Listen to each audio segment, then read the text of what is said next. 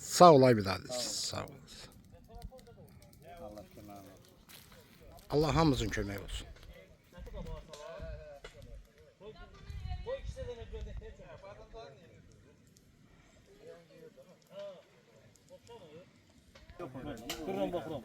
Çok takın aşağı.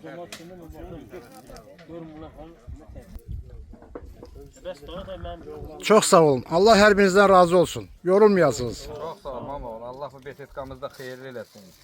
Amin. Böyle. Ne uzun şey uzun. Mangal büyütüyor. Baktım bak elimde var. Var her yana var. Kebabın pişiririk. Növbəti bura gəlirsiniz, kebab pişirməyimiz az günlərinə təsadüf olunsun. Amin. Amin. Yorulmayasınız. Yubileyin böyüklərimizdən gələk keçirək. Sağ olun. Həmişə bax belə xeyir işlərdə Həmişə işləyəsiniz. yeyib içməkdə. Nuşu canlardan istirahət edin.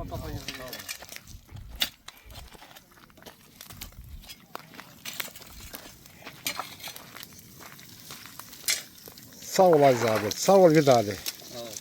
Her biriniz sağ olun. Güzel vəziyyətdə pişikdə bu da.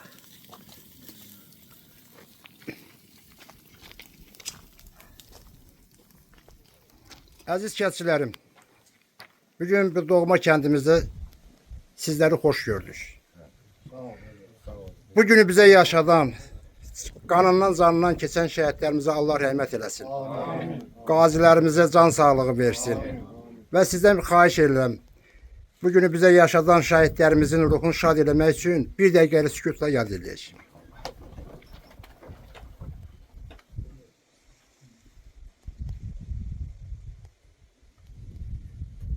Allah rəhmət eləsin. Və kəndimizin büyük ağsaqqalı Səməd müəllim buradadır. Səməd müəllimi dinləyək. Səməd müəllim. Bugün benim için çok şerefli.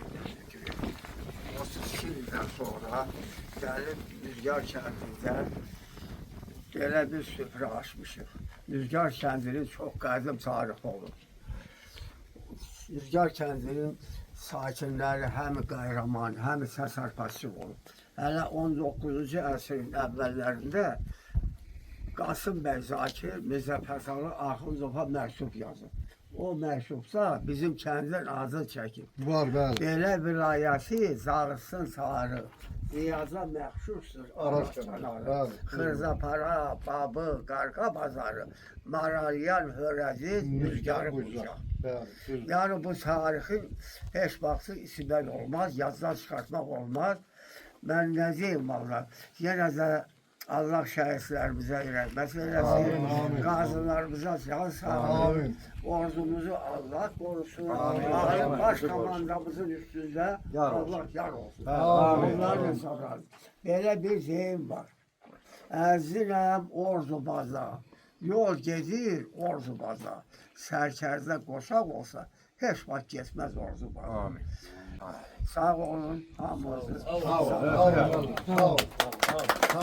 Allah kömək olsun. Gözəl. Sağ ol. Sağ olun. Bu gün üçün hər kəsə, bütün kənd əhlinə, burada kömək edən, maddi cəhətdən, mənəvi cəhətdən dəstək olan hər kəsə təşəkkür edirəm.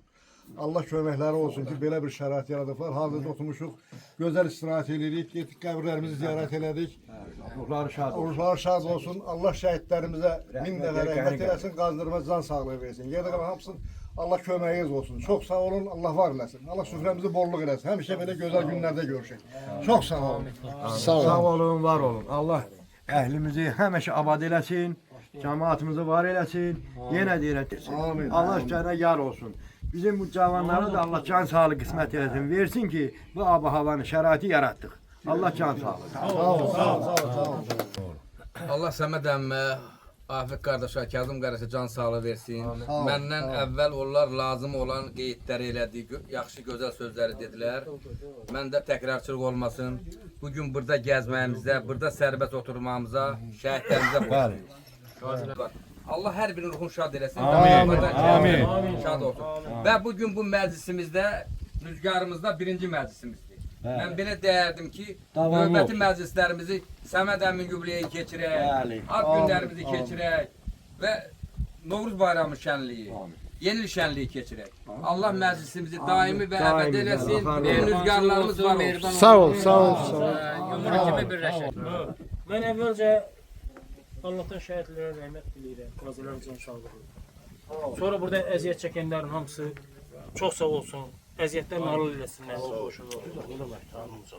Habil'in qeyd etdiyi kimi boyundan belə xoş günlərimiz hamısını bura salaq, burada keçirək. İnşallah. Davamlı olsun, bəli, sağ olun.